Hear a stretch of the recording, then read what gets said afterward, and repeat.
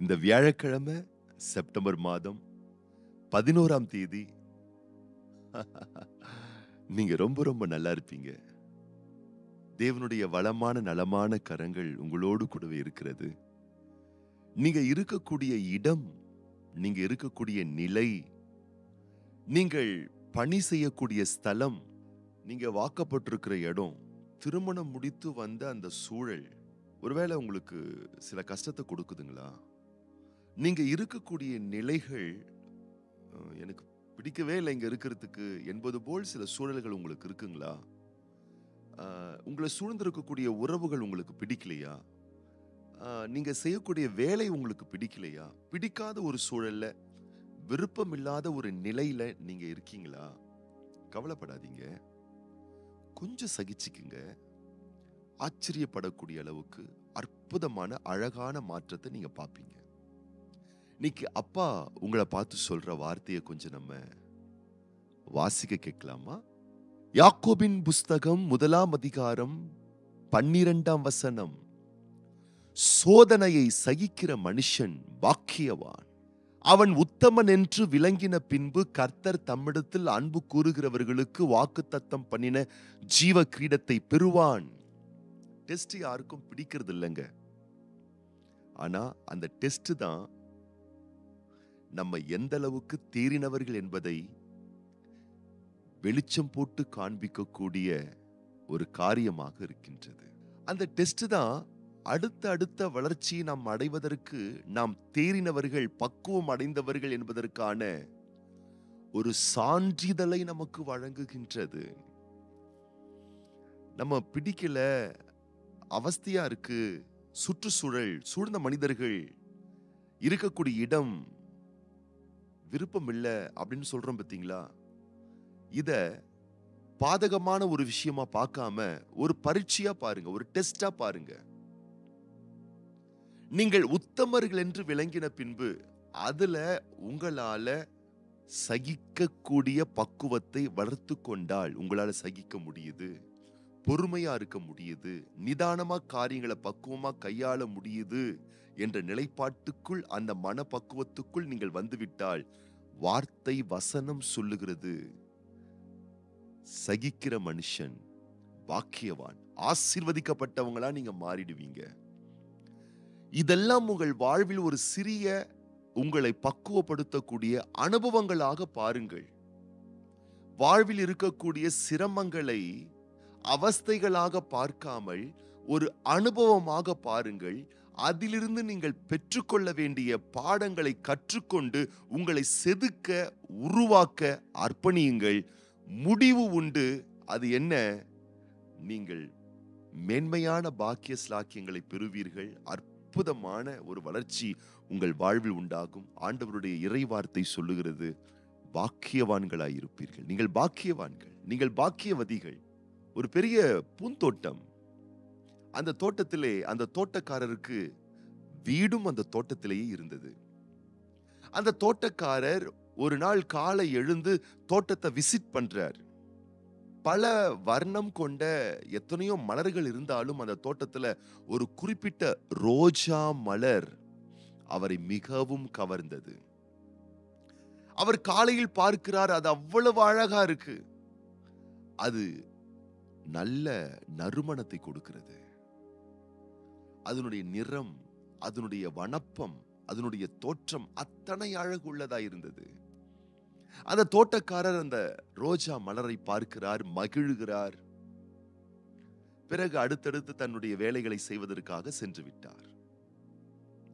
அடுத்தடுத்த வேலைகளை அவர் செய்த பிறகு மதிய நேரம் கடந்த அந்த சூழ்நிலையில் மீண்டும் அந்த தோட்டத்தில் உலாவும் பொழுது, காலையில் அவர் பார்த்ததான அந்த அழகான நல்ல நறுமணம் கொண்ட ரோஜா மலரை அவர் கண்ட இடத்தில் அது காணவில்லை. அவர் திகிலடைந்தார், வருத்தம் கொண்டார். யார் இதை எடுத்திருப்பார்கள் என்ற கேள்விகள் எழும்பும் பொழுது தன் வீட்டிற்குள் சென்று தன் மனைவி பிள்ளைகளை பார்த்து கேட்டார், தோட்டத்தில் காலையில் நான் கண்ட ரோஜா மலரை பார்க்க முடியவில்லையே, பார்த்தீர்களா, எடுத்தீர்களா? அப்போ அந்த தோட்டக்காரருடைய குட்டி மகள், சின்ன பிள்ளை, அது ஓடி வந்து சொல்லுச்சு, டாடி, நான் தான் அந்த ரோஜா ஃப்ளவரை மலரை நான் எடுத்தேன். டாடி சொன்னாங்க, ஏமா நீ எடுத்த?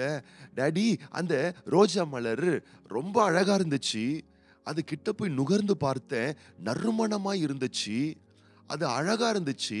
அந்த ரோஜா செடிய நான் பார்த்துட்டே இருந்தேன். அந்த மலர பார்த்துக்கிட்டே இருந்தேன். பார்த்துக்கிட்டே இருக்கும் பொழுது அந்த செடிக்கு கீழ சில சாணம் இருந்தது. சகதி இருந்தது. சேர் இருந்தது.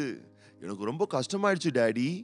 இவ்வளவு அழகான நறுமணம் கொண்ட வாசனை கொண்ட இந்த ரோஜா இந்த அழுக்கான சகதிகள் கொண்ட சேரும் சதுப்புமான இந்த இடத்துல இருக்கக்கூடாதுன்னு சொல்லிட்டு அந்த ரோஜா மலரை அப்படியே எடுத்த வெளியே எடுத்து வாட்டர்ல வாஷ் பண்ணி இப்போ என்னுடைய அல்மாரால பத்திரமா வச்சிருக்கேன். வாங்க டாடி, நான் உங்களுக்கு காட்டுறேன்னு அந்த குட்டி பாப்பா சொல்லிச்சான்.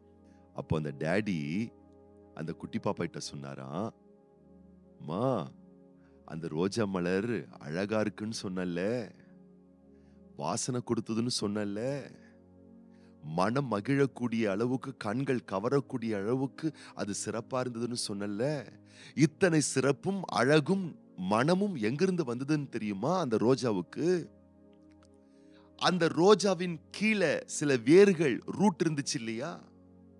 அதுல சில சாணம் இருந்தது, சகதி இருந்தது, அழுக்கு இருந்தது, மண் இருந்தது, கழிவுகள் இருந்ததுன்னு நீ சொன்னீங்க. இந்த விஷயம் அதில் இருந்து அந்த கழிவில், அந்த சாணத்தில், அந்த மண்ணில் அந்த ரோஜா இருந்ததுனால தான் நறுமணமான ரோஜாவா மாறிடுச்சு. பிடிக்கல, அழுக்கா இருந்தது, விருப்பம் இல்லைன்னு சொல்லி அந்த சேற்றிலிருந்து நீ எடுத்து விட்டாயே, இனி அந்த ரோஜாவால் மலர முடியாது, மனம் கொடுக்க முடியாது, வளர முடியாது. அது இருக்க வேண்டிய இடத்துல இருந்து எடுத்துட்டதுனால அதனுடைய வடிவத்தையும் அதனுடைய அழகையும் பாதிச்சிட்டியேமா அப்படின்னு அவர் சொன்னாராம். இன்னைக்கு கூட அநேகர் தாங்கள் இருக்கக்கூடிய நிலம், தாங்கள் இருக்கக்கூடிய இடம், தாங்கள் இருக்கக்கூடிய சுற்றுச்சூழல் அது ரொம்ப பேடா இருக்கு, ரொம்ப மோசமா இருக்கு, அது எனக்கு பிடிக்கலன்னு சொல்லி தங்கள் ஸ்தானத்தை விட்டு விலகி ஓட பார்க்கிறார்கள். கொஞ்சம் சகிச்சுக்குங்க. சில விஷயங்களை கொஞ்சம் பொறுத்துக்கோங்க. சில விஷயங்களை கொஞ்சம் உங்க வாழ்க்கையில நிதானத்தை கடைபிடிச்சு அந்த கஷ்டமான சூழ்நிலையில சில நல்ல அனுபவங்களை கத்துக்கோங்க. அது உங்களை உருவாக்கும். நீங்கள் பள்ளிக்கூடத்திற்கு சென்று, சில பல்கலைக்கழகத்திற்கு சென்று பணம் கொடுத்து படித்தால் கூட நீங்கள் கற்றுக்கொள்ள முடியாத, நீங்கள் பெற்றுக்கொள்ள முடியாத பல அழகான பாடங்களை, சில மோசமான அனுபவங்கள் நமக்கு கற்றுக் கொடுத்து விடும். ஆகவேதான் வேதம் சொல்லுகிறது, சோதனையை சகிக்கிற மனுஷன் பாக்கியவான், அவன் உத்தமன், அதில் அவன் தேறினவன், அதன் மூலம் நல்ல பழக்க வழக்கங்களை கற்றுக்கொண்டவன் என்ற நிலைப்பாடு அவனுடைய வாழ்வில் வரும் பொழுது அவன் ஆசீர்வதிக்கப்படுவான், அவன் பாக்கியவானாயிருப்பான், அவர்கள் பாக்கியவதிகளாயிருப்பார்கள். இன்றைக்கு நான் உங்களுக்காக ஜெபம் பண்ண போறேன். கர்த்தர் உங்களுக்கு இன்னும் அதீத சகிப்புத்தன்மை, பொறுமை, நிதானத்தை கொடுக்கும்படி, அது போலவே இன்றைய நாளிலே பிறந்த நாள் காண்கின்ற, திருமண நாட்கள் காண்கின்ற பிள்ளைகளுக்காக நம்ம ஜெபம் பண்ண போறோம். இன்னைக்கு பிறந்த நாள் காணக்கூடிய டி சுவரீனா, ஜே கெட்சன், இவங்களுக்காக நம்ம ஜெபம் பண்ண போறோம். அது போலவே இன்னைக்கு திருமண நாள் காணக்கூடிய brother C Deva, sister C R Akshaya Nandini தம்பதியாருக்காகவும், பிரதர் கமல் குமார், சிஸ்டர் ஜெயசுதா தம்பதியாருக்காகவும் நம்ம ஜெபம் பண்ண போறோம். கண்களை மூடி நம்ம ஜெபம் பண்ணலாமா? பரலோக தகப்பனே, திருக்குமாரன் இயேசு கிறிஸ்துவின் நாமத்தினாலே சமூகத்தில் வருகின்றோம். இந்த செப்டம்பர் மாதம் 11ஆம் தேதி இந்த காலையில் இந்த வார்த்தை கேட்டுக் கொண்டிருக்கக்கூடிய ஒவ்வொரு பிள்ளைகளையும் வலக்கரம் நீட்டி தொட்டு ஆசீர்வதிப்பீராக. தேவரீருடைய மேலான ஆசீர்வாதம் உடைய பிள்ளைகளை தொட்டு அபரிமிதமாக ஆசீர்வதிப்பதாக.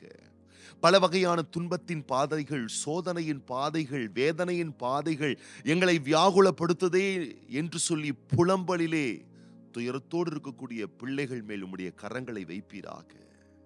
தெய்வீக சகிப்புத்தன்மை நீருமுடைய பிள்ளைகளுக்கு தந்து, சோதனையை சகிக்கிற மனுஷன் பாக்கியவான், உம்முடைய பிள்ளைகள் ஆசீர்வதிக்கப்பட்டவர்கள் என்ற புரிதலை நீருமுடைய பிள்ளைகளுக்கு ஏற்படுத்தி கொடுப்பீராக. இன்றைக்கு எங்கள் ஆண்டவர் இயேசு கிறிஸ்துவின் வல்லமையும் அதிகாரமுள்ள நாமத்தினாலே நீர் உம்முடைய பிள்ளைகளுக்கு ஒரு மேலான சமாதானத்தை தருவீராக.